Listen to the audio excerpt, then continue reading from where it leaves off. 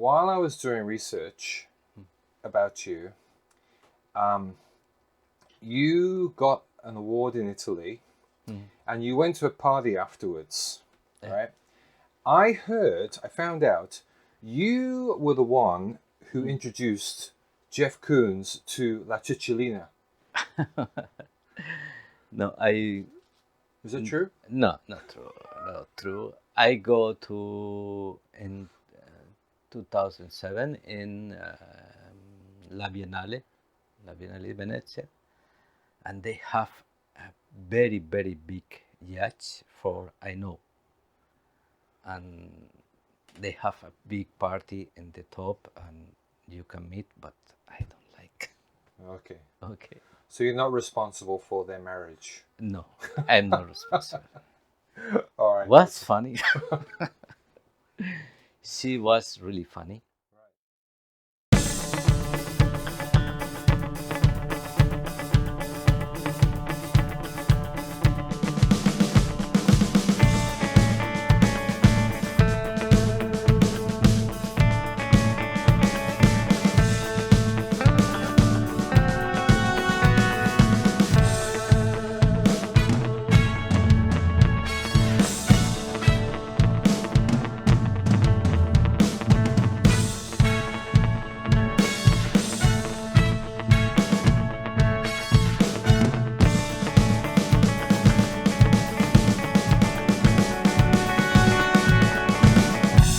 Hello everyone, welcome to another artist interview. This one's a little bit different. We are on the road. We're in central Osaka at the atelier of one Ferran Selvaggio. Yes, he's an artist from Spain, from Barcelona actually, living in Osaka.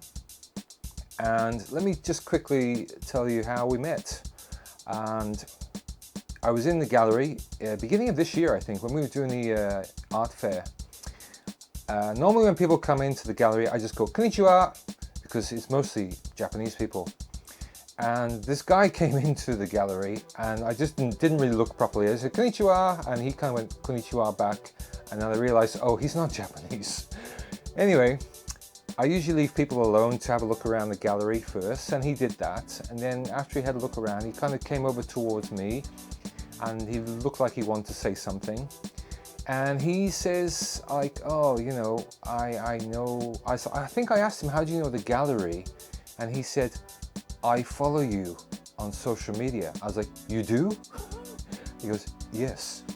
And he said, we're connected through Facebook or something. And I said, we are? So then he gets his phone out and shows me the avatar. Oh, right, that's you. Okay. Because I did see his picture when we connected on social media, but I thought he was living in Spain, and I didn't understand why a Spanish person was connecting with us. But it turned out, yes, he is from Spain, but he lives in Osaka. So anyway, that's how we met, and we started chatting a little bit, and then he invited us to come and visit him here at his atelier, which we did. And then he talked about how he wanted to do an exhibition in Japan, and he'd never done one before. And it was very surprising because he has quite a long career in Spain and Italy, and he never done an exhibition here. So we were like, yeah, okay, what you want to do? So we came and had a chat, talked about it. He had some ideas, and here we are. Yes, he's going to have an exhibition this month in the gallery. Very interesting, I think. It's going to be very different from what we've shown before. And so we're here now in his atelier. So let's go and meet Ferran Selvaggio. Okay, Ferran, welcome to Artist Interview. I was going to say the salon, but no, we're not. We're here in your atelier. And let's get into it straight away. I want to, the first question, what fascinates you so much about traditional Japanese architecture that you've devoted your first solo exhibition in Japan to combining this passion with your art? My relationship with Japan and Japanese culture was reduced to a simplistic vision prefabricated with the Western media. Right. But being lucky enough to meet my wife and being able to travel first and live in Japan has completely completely changed my vision of the country. Right. Studying the history and art and traveling through the interior of the country has allowed to integrate it to my work. This series of architecture is my particular vision of Japan. When you enter in the traditional Japanese house, it's like traveling back in time and saying, I think you saying the heart of Japan. Right. Okay. Because you showed me a book which inspired you, right? This book here, yeah? Yes, this book here Yeah. is, you can check. And you found this at antique fair? Antique fair market in Right. Shitenochi market. Yeah. It's Okay, really so, interesting yeah. about, How old is this book? I don't know, I think it's 1910, 1920s. Okay. All right. Cool. Oh, that's interesting. The picture there. Yes. Yeah, the kind of building there. All right. Okay. Okay. So Universitat Pompeu Fabra is a very famous and a very academic institution. Not really well known for its art, but I noticed you studied a master's in art and antique book appraisal there. Mm-hmm. And the antique trade is this connection between Barcelona with your family business and Osaka, where you often attend antique fairs. And you got that book there we were looking at. You got an antique fair here in Japan. So do you find a lot of inspiration in antiques, or is that something which is completely different for you from your art? Mm-hmm. The old book and antique business opens the door of the incredible world, learning the characteristics of the different articles, books, engravings, maps, paintings, ceramic, coins, paper, postcards, etc. has been basic in my way of saying and making art. The best thing is that you learn to differentiate between price and value. Of course, it also mean having conversation with many people, tertulias with politics, actors, musicians, writers for many countries and different ideologies. It's a good learning of life. It's kind of university. Okay, all right. It's interesting. Okay.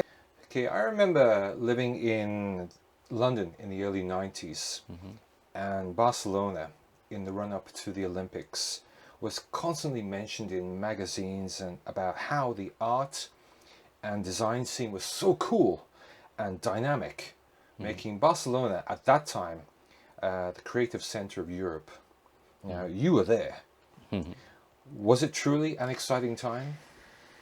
Yes, indeed, it was a exciting moment in the complete transformation of the city of Barcelona. It was also the great age of the comics, design, and art. The world the world of art growing up from the middle of the 80s. An infinity of art galleries opened in Barcelona in the 90s. After 1992, the fall began to culminate in the great crisis of the middle of the 90s of the art. A lot of art galleries closed, a lot of artists go out. Okay, so the art scene just kind of disappeared Yes. after the Olympics? After Olympics disappear, a lot of art magazines, a lot of art galleries, a lot of artists go out. Really? Yeah, really. Where did they go? Other parts of Spain or outside Spain? Outside Spain. Right, okay.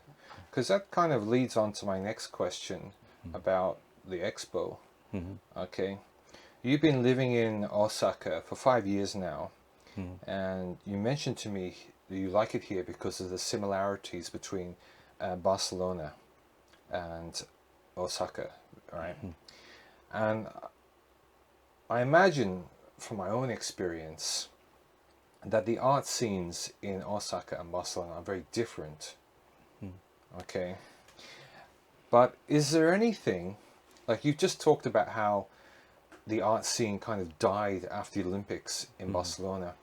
Is there anything that Osaka or Kansai, ahead of the Expo in 2025, could learn from Barcelona about maintaining a vibrant arts culture? Yeah, I think Barcelona was a very strong experience.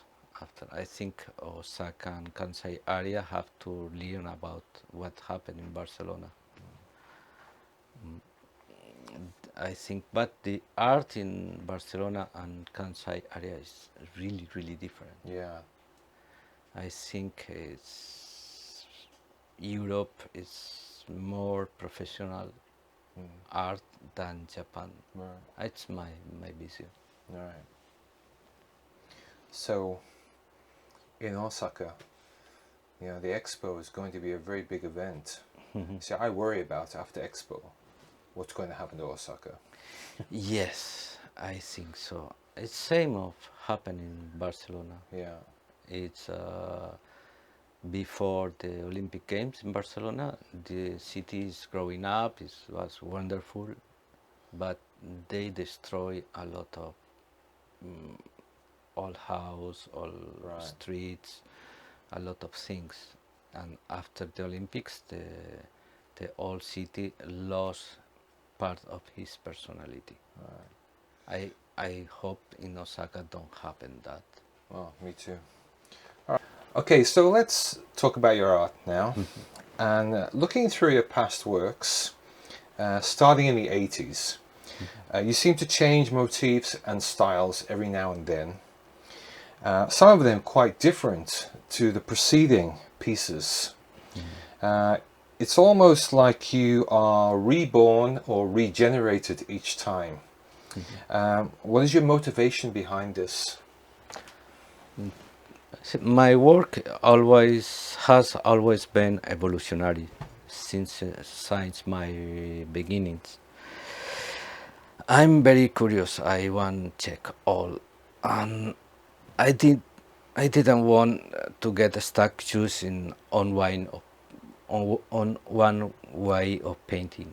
Right. I want my work to grow up. I think the evolution can bring you revolution. Right. I agree. With my own work, for example, I always use the same motif, a star, but I'm always trying to find different ways to use it. Yes. So I totally agree with you. You have to be always trying to do something different, or as you say, evolution. Evolution. Yeah. Yes, because if you growing up your work every time, you can find at the final piece good. Yeah. I find, but if you every time make the same, you every time have the same result. Right. So, will this work that you're going to do for your first solo exhibition this month at the gallery, this is another evolution of your work, isn't it? It's continued the line of my work from Osaka series and Japan series, but it's a kind of evolution. For me, it's a logical, continuous. Okay, yeah. But looks really different. It does. It looks very different. I'm looking forward to it. During my research, I found you've had a lot of success in Italy, such as winning the Velo d'Oro. Yeah, and your family name is an obvious connection to that country. Yeah, Selvaggio. All right. But there must be more to it than that. Why are the Italians so attracted to your art? Yes, I did some exhibition in Italy. I enjoy it I feel really good there. I enjoy it a lot. During the award celebration, we make a visit to museum, galleries, go to lunch, dinner, for go to school with children. Also, I meet great artists in Italy, and also in Italy they have a very good education in and respect for the art, but that is not easy to find in other countries. Right. I think the Italian people, they really like all art. Right. If you are artist, they really respect you. It's not easy to find. Right. So in Spain, artists are not really respected so much? In Spain, when I tell I am artist, wow, you can buy food every day. This is the Right. this is the respect. Right. I think it's a little bit like that in Australia as well. In Italy, when you say, you are artist, they check my work. They say, maestro, come. Right. But this is the difference. Right. They recognize the art is a job. Right. In some countries, if you say, I'm artist, you don't, it's not work. Right. Yeah. Yes. Yeah. Yeah. That's very interesting and good point. Through your family, you've been in the company of some very illustrious and creative people, including the great Catalan poet, playwright, graphic designer, and visual artist Juan Brossa. How did you meet him, and what influence does Brossa still have on you today? Brosa was a really close friend of my grandpa because they too were closely related to world of the illusionism. My grandfather started to act in theater in illusionists really young, and Brosa was the great admirer of the great Italian artist Fregoli. And I think Fregoli and my grandpa, it's in the same time they act in theaters in the same time. Fregoli was a specialist in transformism, and he introduced the cinema in Italy also. And he sung, Fregoli sing small songs. Also, my grandpa knows these songs. Right. And Brosa really likes these songs. Right. And when they meet, my grandpa play mandolin Right. and sing that song, because that Brosa become a very good friends. And also when I have my atelier in the underground of my papa's shop, in the bookstore, Brosa comes to shop and talk to me and tell me this is good, this is not good, and a kind of teacher of art. And it was really important for me because Brosa is really good contemporary artist in Catalonia. So Brossa was like a mentor to you. Little bit. Right. Right. Not much, but we meet some few times. Okay. But he only said this good, this not good. Okay. So sometimes he'd pop down, have a look, and give you some feedback. Yes. About what you're doing. Also, I visit his house and atelier and talk with his wife. Right. Brosa is really strong. Because I think it's really amazing, like, because he's such an important part of the arts culture, especially in Barcelona. To have someone like that in your life is so cool. I wish I had someone like that in my life. Yes, it was really funny because when a long time ago I working in the King of Magic and Illusionism shop. It's where we have more relation with Brosa because he really loved this shop. It's the very oldest shop, magical shop in Europe. I think all in Barcelona is sure is open in 1881. Right. 1881, yes, open this shop. And in this shop I meet a lot of artists and illusionists, and of course this it's good for my work. Right.